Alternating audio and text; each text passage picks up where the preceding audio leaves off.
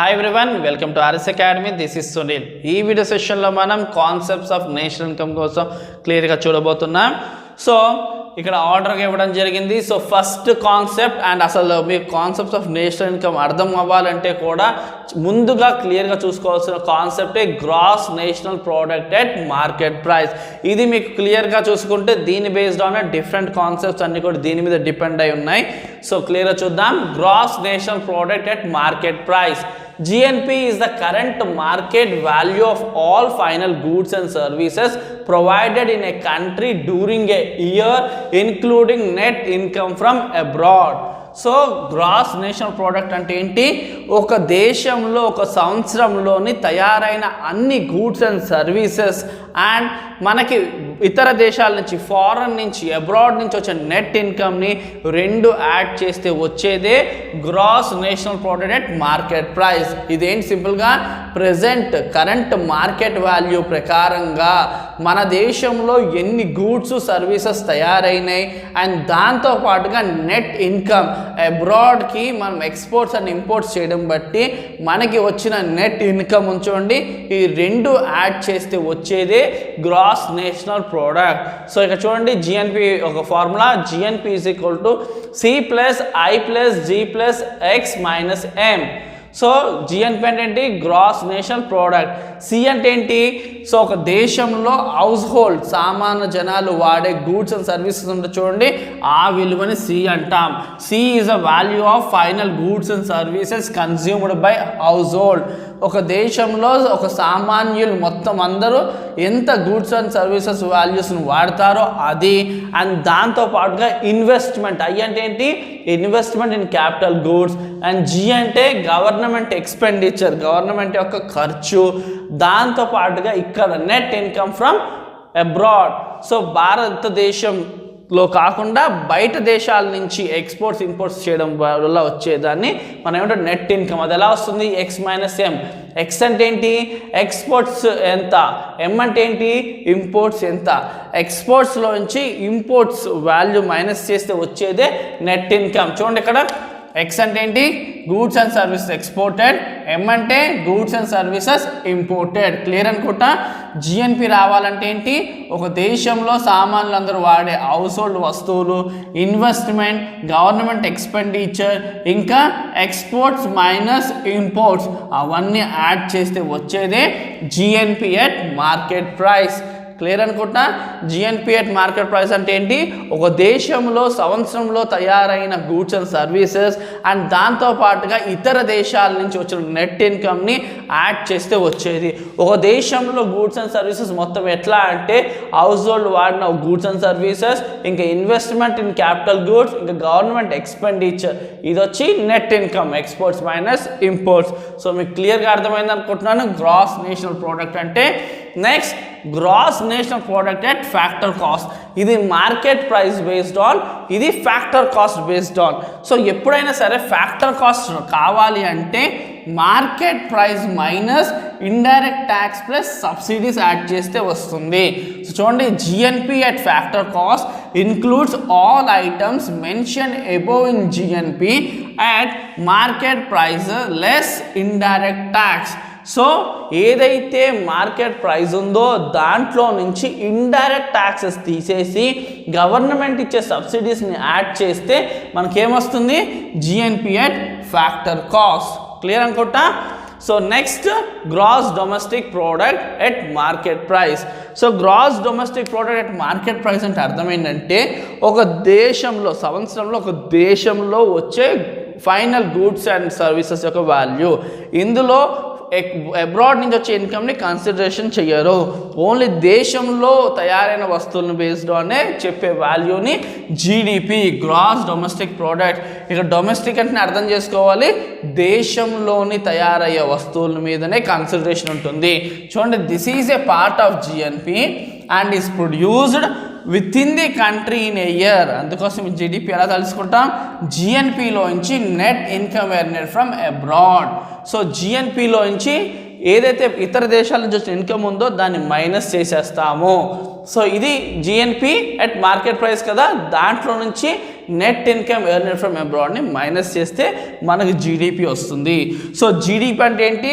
ఒక సంవత్సరంలో మన దేశంలో తయారైన వస్తువుల విలువను చూసేది GDP.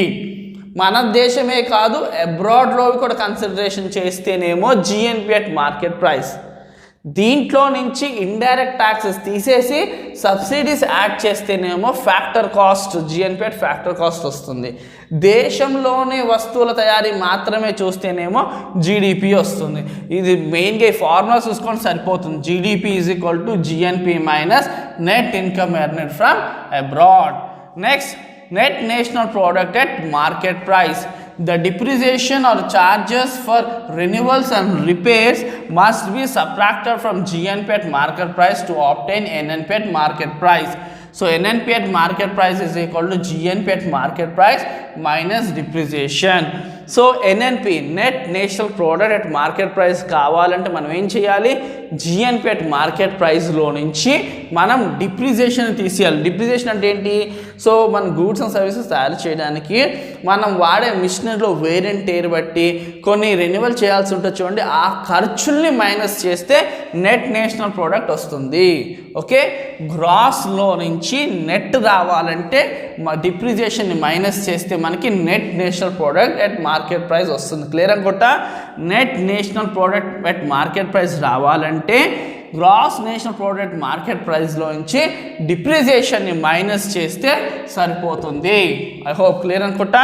Next, NNP at factor cost. నేను ఆల్రెడీ చెప్పాను కదా, ఎన్ఎన్పి అట్ ఫ్యాక్టర్ కాస్ట్ కావాలి అంటే ఎన్ఎన్పి అట్ మార్కెట్ ప్రైస్లో నుంచి మనం ఏం మైనస్ చేయాలి? సింపుల్గా ఇండైరెక్ట్ ట్యాక్స్ మైనస్ చేసి సబ్సిడీస్ని యాడ్ చేస్తే సరిపోతుంది. చూడండి, NNP at factor cost is equal to NNP at market price minus indirect tax plus subsidies. So ఇంతకుముందు జిఎన్పి అట్ ఫ్యాక్టర్ కాస్ట్ కూడా మనం అదే చేసాం. చూడండి, minus indirect tax plus subsidies. ఇక్కడ కూడా అంతే, minus indirect tax plus subsidies. మనకి దేనిదైతే ఫ్యాక్టర్ కాస్ట్ కావాలో దాని మార్కెట్ ప్రైస్లో నుంచి ఇండైరెక్ట్ ట్యాక్స్ మైనస్ చేసి సబ్సిడీస్, గవర్నమెంట్ ఇచ్చే సబ్సిడీస్ని యాడ్ చేయాలి. జిఎన్పి అట్ ఫ్యాక్టర్ కాస్ట్లో కూడా మనం అదే చేసాం. ఏం చేసాం? ఇండైరెక్ట్ ట్యాక్స్ మైనస్ చేసాం, సబ్సిడీస్ని యాడ్ చేసాం. అలాగే ఎన్ఎన్పి అట్ ఫ్యాక్టర్ కాస్ట్లో కూడా మనం ఏం చేసాం? ఇండైరెక్ట్ ట్యాక్స్ మైనస్ చేసాం, సబ్సిడీస్ని యాడ్ చేసాం. సో ఎన్ఎన్పి అట్ ఫ్యాక్టర్ కాస్ట్కి ఇంకో పేరు ఏంటంటే నేషనల్ ఇన్కమ్ అని పేరు. It is also called as national income. It is the total income received by the 4 factors of production. So ఇది కేవలం ఫ్యాక్టర్స్ ఆఫ్ ప్రొడక్షన్ ద్వారానే వచ్చేది కాబట్టి ఇండైరెక్ట్ ట్యాక్స్తో దీనికి ఎప్పుడు సంబంధం ఉండదు. ఏ ఫ్యాక్టర్ కాస్ట్కైనా ఉండొచ్చు. ఫ్యాక్టర్ కాస్ట్ అంటే ఫ్యాక్టర్స్ ఆఫ్ ప్రొడక్షన్స్ నుంచి వచ్చిన ఇన్కమ్ అని అర్థం. సో అటువంటి ఫ్యాక్టర్స్ ఆఫ్ ప్రొడక్షన్ నుంచి వచ్చిన ఇన్కమ్ని చూస్తాం, కానీ దాని మీద వేసే మళ్ళీ ఇండైరెక్ట్ ట్యాక్స్ దీనికి సంబంధం లేదు కాబట్టి ఆ ఇండైరెక్ట్ ట్యాక్స్ని మైనస్ చేస్తాం, సబ్సిడీస్ని యాడ్ చేస్తాం. అందుకే ఫ్యాక్టర్ కాస్ట్ అంటే ఫ్యాక్టర్స్ ఆఫ్ ప్రొడక్షన్స్ నుంచి వచ్చిన కాస్ట్ అని అర్థం. అందుకోసమే ఇండైరెక్ట్ ట్యాక్స్ ఎప్పుడు కూడా ఫ్యాక్టర్ కాస్ట్లో కన్సిడర్ చెయ్యం. ఏ ఫ్యాక్టర్ కాస్ట్లో ఉండొచ్చు. ఇక్కడ జిఎన్పి అట్ ఫ్యాక్టర్ కాస్ట్లో కూడా మనం ఇండైరెక్ట్ ట్యాక్స్ తీసేసి సబ్సిడీస్ యాడ్ చేసాం. అలాగే ఇక్కడ ఫ్యాక్టర్ కాస్ట్లో కూడా ఇండైరెక్ట్ ట్యాక్సెస్ మైనస్ చేసి సబ్సిడీస్ యాడ్ చేసాం. ఐ హోప్ క్లియర్గా అర్థమైంది అనుకుంటున్నాను. Next, personal income. It is the total income received by all persons in a country in a year before payment of all direct taxes. So personal income అంటే ఏంటి? ఒక దేశంలోని పర్సనల్గా అందరూ రిసీవ్ చేసుకున్న ఇన్కమ్ ఉంచోండి, దాని అంతా యాడ్ చేస్తే వచ్చేదే పర్సనల్ ఇన్కమ్. సో ఈ పర్సనల్ ఇన్కమ్ కన్సిడరేషన్ చేసేటప్పుడు డైరెక్ట్ ట్యాక్స్ మైనస్ చేయం, కానీ ఇండైరెక్ట్ ట్యాక్సెస్ మైనస్ చేస్తాం. ఇండైరెక్ట్ ట్యాక్స్ అంటే ఏంటి? మనకి ఇక్కడ చూడండి, ఇక్కడ క్లియర్గా personal income is equal to NNP at factor cost. NNP at factor కాస్ట్కి ఇంకో పేరేంటి? National income. దీన్ని national income NNP at factor cost minus undistributed corporate profits minus corporate taxes minus social security contributions plus transfer payments. So national income ఇదే NNP at factor cost. దానికి ఇంకో పేరేంటి? National income. NNP at factor కాస్ట్లో నుంచి undistributed corporate profits, కొన్ని ప్రాఫిట్స్ని అది ఎవరికి ఎంప్లాయీస్కి ఇవ్వదు, అది షేర్ హోల్డర్స్ డిస్ట్రిబ్యూట్ చేయడానికి పక్కన పెట్టి ఉంచుతా చూడండి, ఆ విలువని మైనస్ చేస్తాం. ఇంకా కార్పొరేట్ ట్యాక్సెస్, ఇది కార్పొరేట్ పేరుతో ఉంటుంది కానీ ఎంప్లాయీస్ పేరుతో ఉండదు, కానీ దీనికోసం కూడా కొంత పక్కన మైనస్ చేస్తాం కాబట్టి దీన్ని ఇండైరెక్ట్ ట్యాక్సెస్ అంటాం ఎంప్లాయీస్ వైజ్గా. And next social security contribution, social security సామాజిక భద్రత కోసం కొంత కాంట్రిబ్యూషన్ ఇస్తుంది, సో దాని అమౌంట్ కూడా మైనస్ చేస్తాం. అండ్ ట్రాన్స్ఫర్ పేమెంట్ అంటే ఏంటి, పెన్షన్ లాంటివి కొన్ని స్కాలర్షిప్ కోసం ఖర్చు దాన్ని ఏమంటాం ట్రాన్స్ఫర్ పేమెంట్స్, అలాంటివి యాడ్ చేస్తాం. సో సింపుల్గా చెప్పాలంటే పర్సనల్ ఇన్కమ్ అంటే ఏంటి, ఒక దేశంలోనే వ్యక్తిగతంగా ప్రతి ఒక్కరికి వచ్చే ఇన్కమ్ ఏదైతే ఉందో దాన్ని యాడ్ చేస్తాం. ఆ ఇన్కంలో నుంచి ఏమేమి మైనస్ చేస్తాం, ఇండైరెక్ట్ ట్యాక్సెస్, అవి మైనస్ చేసిన తర్వాత ఇస్తాం. డైరెక్ట్ ట్యాక్స్ అయితే మైనస్ చేయము. సో ఆ ఇండైరెక్ట్ ట్యాక్సెస్ ఏంటి అంటే కొంత షేర్ హోల్డర్స్కి కొంత షేర్స్ కోసం పక్కన పెట్టి ఆ profits, undistributed corporate profits and corporate పేరుతో ఉండే ట్యాక్సెస్ అండ్ కొన్ని కాంట్రిబ్యూషన్స్, సోషల్ సామాజిక భద్రత కోసం ఇచ్చే కాంట్రిబ్యూషన్స్ మైనస్ చేస్తాం. అండ్ కొన్ని ట్రాన్స్ఫర్ పేమెంట్స్ అంటే పెన్షన్ కోసం ఏదైతే ఇన్కమ్ ఇప్పుడు వచ్చే రన్నింగ్ ఇన్కమ్ పక్కన పెడతా చూడండి, అది మాత్రం యాడ్ చేస్తాం. సో అవన్నీ కన్సిడరేషన్ తీసుకుంటూ వచ్చేదే personal income. Okay. And next, disposable income. Disposable income is that of part of personal income which is left with individual of all direct taxes like income tax, property tax, etc. So disposable income is equal to personal income minus direct taxes. So disposable income అంటే ఏంటి, చేతికి మిగిలింది, చేతిలో మిగిలిన income. So ఒక employee ఉన్నాడు, ఒక salary person ఉన్నాడు, అతను పే చేయాల్సిన ట్యాక్సెస్ అన్ని, అంత ఇంటి పన్ను లేకపోతే ఆస్తి పన్ను, అతని యొక్క ఇన్కమ్ ట్యాక్స్, ప్రాపర్టీ ట్యాక్స్ని కట్టగా మిగిలిన డబ్బులు ఉంటాయి చూడండి, ఆ అమౌంట్ని ఏమంటాం డిస్పోజబుల్ ఇన్కమ్. తను వాడుకోవడానికో లేకపోతే దాచుకోవడానికో మిగిలి ఉన్న డబ్బుని డిస్పోజబుల్ ఇన్కమ్ అంటాము.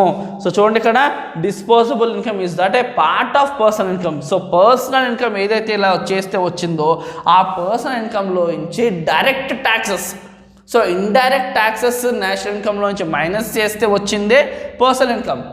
ఇప్పుడు డైరెక్ట్ ట్యాక్స్ మైనస్ చేస్తున్నాం, అప్పుడు వచ్చేది డిస్పోజబుల్ ఇన్కమ్. అర్థమైంది అనుకుంటా. సో అతను పే చేయాల్సిన డైరెక్ట్ అంటే అతని పేరుతోనే ఉంటుంది, అతని నేమ్తో లేదా అతని ఫ్యామిలీ మెంబర్స్ పేరుతో ఉండే ట్యాక్స్ని డైరెక్ట్ ట్యాక్స్ అంట. ఆ డైరెక్ట్ ట్యాక్స్ని క్లియర్ చేసేసుకుని ఖర్చు పెట్టుకోవడానికి ఇంకా దాచుకోవడానికి ఎక్స్పెండిచర్ లేదా సేవింగ్స్ కోసం తన దగ్గర మిగిలి ఉన్న డబ్బులు ఉంటుంది చూడండి, దాన్నే disposable income.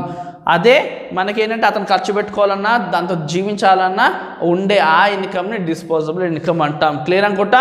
Disposable income is that a part of personal income which is left with the individual of all direct taxes like income tax and property tax etcetera.